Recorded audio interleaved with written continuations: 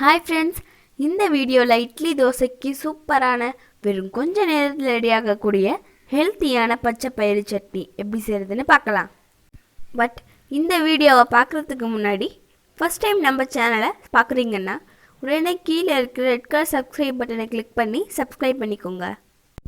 வாங்க இப்போ வீடியோக்குள்ளே போகலாம். ஃபஸ்ட்டு இந்த மாதிரி ஒரு கடாயை வச்சுக்கலாம்.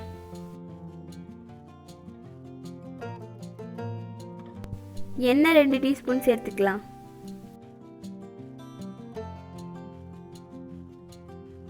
எண்ணெய் நல்லா காஞ்சி வந்ததும் 2 டீஸ்பூன் கொத்தமல்லி சேர்த்துக்கலாம். இது கூடவே கொஞ்சமாக வடகம், 1 டீஸ்பூன் சீரகம் சேர்த்துக்கலாம். இது கூடவே 5 காஞ்ச மிளகாய் சேர்த்துக்கலாம். எல்லாத்தையும் சேர்த்துட்டு பச்சை பயிறு சேர்த்துக்கலாம்.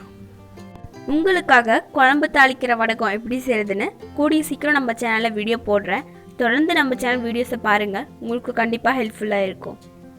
அந்த வீடியோவை நீங்கள் மிஸ் பண்ணாமல் பார்க்கணுன்னா உடனே சப்ஸ்கிரைப் பண்ணிக்கோங்க. அப்போ தான் அந்த வீடியோ நோட்டிஃபிகேஷன் அப்லோட் பண்ண உடனே உங்களுக்கு வந்து சேரும். எல்லாத்தையும் நல்லா வணக்கிட்டு அரை மூடி தேங்காய் கட் பண்ணி வச்சுருக்கேன், அதையும் இது கூட சேர்த்துக்கலாம். இந்த வீடியோ டிஸ்கிரிப்ஷனில் தேவையான இன்க்ரீடியன்ட்ஸ் கொடுத்துருக்கேன், உங்களுக்கு வேணும்னா செக் பண்ணிக்கோங்க.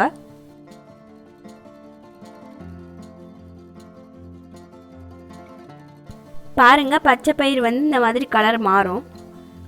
கலர் மாறுற வரைக்கும் வணக்கிட்டு அடுப்பை ஆஃப் பண்ணிக்கலாம்.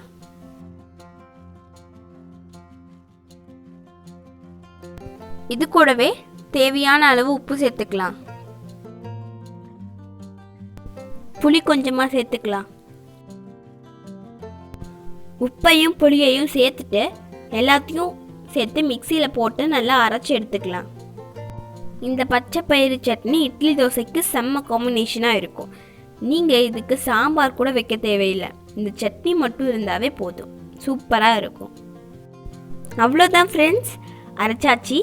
ரொம்ப ரொம்ப டேஸ்டான ஈஸியாக ரெடியாக்கக்கூடிய பச்சை பயிறு சட்னி ரெடி. சாதத்துக்கு கூட நல்லா இருக்கும் ஃப்ரெண்ட்ஸ். பச்சை பயிறு சட்னி இந்த மாதிரி நீங்கள் உங்கள் வீட்டில் செஞ்சு கொடுங்க, எல்லாருக்கும் பிடிக்கும், ரொம்ப ஹெல்த்தியானது. இந்த வீடியோ உங்களுக்கு பிடிச்சிருந்தா தம்ஸ் அப் பட்டனை கிளிக் பண்ணி லைக் பண்ணுங்கள், உங்கள் ஃப்ரெண்ட்ஸுக்கு ஷேர் பண்ணுங்கள், மறக்காமல் செஞ்சு பார்த்துட்டு கமெண்ட் பண்ணுங்கள். ஓகே ஃப்ரெண்ட்ஸ், இன்னொரு வீடியோவில் உங்களை பார்க்குறேன். பாய் பாய் ஃப்ரெண்ட்ஸ். ஆனால் இன்னும் நம்ம சேனலை சப்ஸ்கிரைப் பண்ணலைன்னா உடனே சப்ஸ்கிரைப் பண்ணிக்கோங்க. அப்போ தான் நம்ம சேனலோட புது புது வீடியோஸை நீங்கள் மிஸ் பண்ணாமல் பார்க்க முடியும்.